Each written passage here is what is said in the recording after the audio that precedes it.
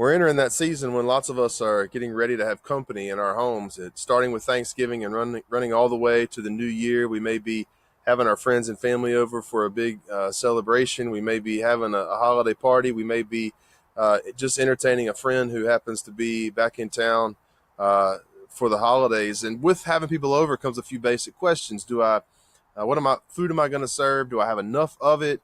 Is my house clean? Does everybody know how to get here? Just those basic questions. And then there are some specific questions like, what am I going to serve my cousin who became a vegan since last year? And what about my nephew who has a nut allergy? And what about grandma? Is she going to be able to make it up and down the steps of my house this year? And you could just ignore those specific questions and everybody would just have to deal with it. Or you could attend to their very specific needs to make sure that you can have that time of sacred togetherness that is important to you.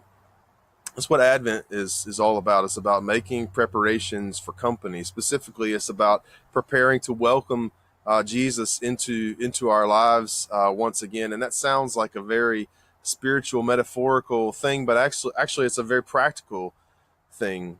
Jesus called his disciples to welcome those who had been shut out, who had been made to feel unwelcome in the culture in which they lived. And he taught us that by doing that, we actually make room for him as well.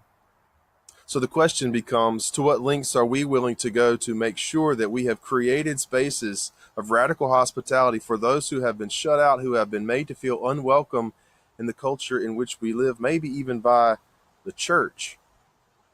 And so I hope you'll join us at Covenant Christian Church this Advent as we wrestle with these questions. What does it mean for us to be a place of radical hospitality? What preparations do we need to make to welcome Jesus, to welcome the one who comes as a gift of God to reveal God's deep love for us?